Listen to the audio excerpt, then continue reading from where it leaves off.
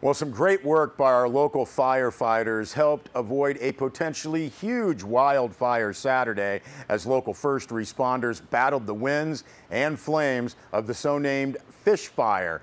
This was near Fish Springs Road, west of US 395, south of Big Pine. Now, as of this morning, the fish fire was at 1,103 acres with 90% containment. CAL FIRE spokeswoman Julie Hutchinson said full containment was expected by 6 p.m. today.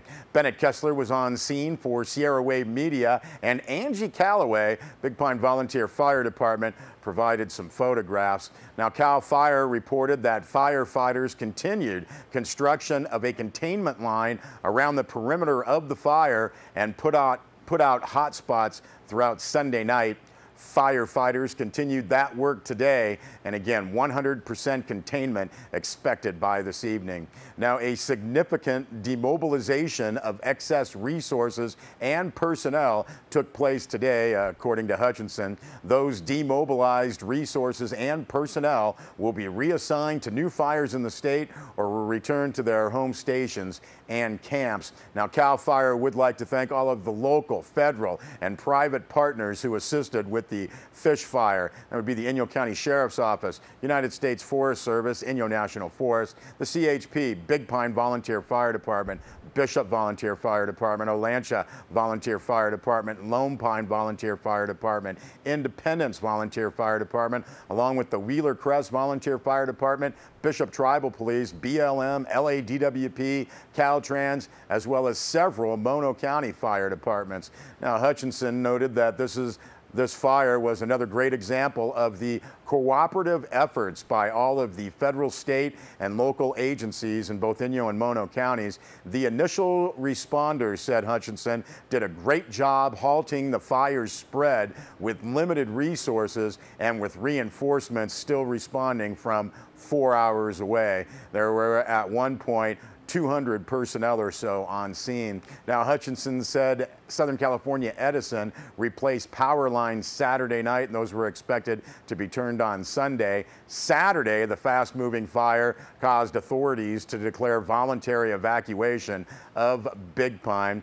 Now, with an anxious fear they have known before, residents began to pack up belongings and pets, and then they waited.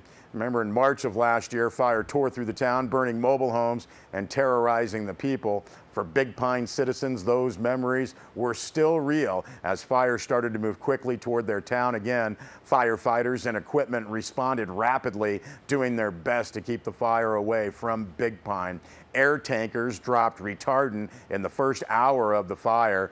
CAL FIRE's Hutchinson said that the first two air tankers were based at Columbia Air Attack Base by Sonora. On Saturday, they were sent from a fire in the Madera-Mariposa area to Big Pine. California Highway Patrol, well, they handled difficult road closures. Busy weekend traffic came to a halt around 2:30 p.m. Saturday afternoon with hard highway closures south of Bishop and north of Independence. Long lines of vehicles waited, sometimes for hours, until CHP was able to escort traffic in a single lane. Now, by Sunday, the highway was open, but the CHP urged drivers to use great caution. Now, the fire burned very close to the west edge of Highway 395 and as far as 5 miles. That places the fire jumped the highway and burned the center divider. In limited places, the fire made it to the east side of Highway 395. The smoke was very heavy, making visibility impossible at times. The heat from the fire radiated out to the southbound lanes. Now, at one point, what looked like an off-duty officer saw fire start at the edge of the highway within a mile of Big Pine. He jumped out of his vehicle and took a container of water he had, poured it on the flames, and stomped them out. The same determination held back the larger areas of the fire from getting any closer to Big Pine.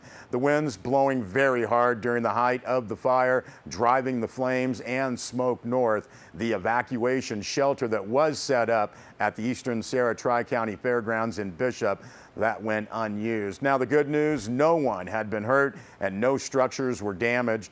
The fire avoided Fish Springs hatchery hatchery, which was at the south end of the fire. Well, we thank Bennett Kessler for that story, and again, some great work by our local first responders, really keeping that fish fire under control.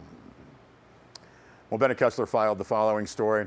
Back into a special meeting Wednesday, the Mammoth Lakes Town Council will continue to discuss, review, and potentially approve the use of Measure U funds to provide air service subsidy funding. Now, the meeting starts at 5 p.m. Wednesday, Suite Z. The council first brought up this issue in that special meeting that was held on the 4th of July. Some citizens strongly opposed the use of utility users' tax money on an air service subsidy. Others said they felt it was critical to do what it takes to keep air service going for the sake of the resort community of Mammoth Lakes. Now, just 2 days after the town council had voted to seek bankruptcy protection for the town, they brought up the expenditure of $400,000 on air service subsidy. Now, the timing irritated a number of people. Last week, Mammoth Mayor Matthew Lehman said that the council had just received information that Alaska Airlines might drop service if there weren't a full commitment to subsidize service. Last week, Mayor Lehman said that air service is a priority in the town's general plan and that, quote, Mammoth wants to be competitive with other resorts, end quote. Now, at that time, Lehman said that the town would, quote, probably submit an application for Measure U funds, end quote. He said Mammoth town officials were also trying to meet with and talk with Mammoth Mountain Ski Area officials about this issue.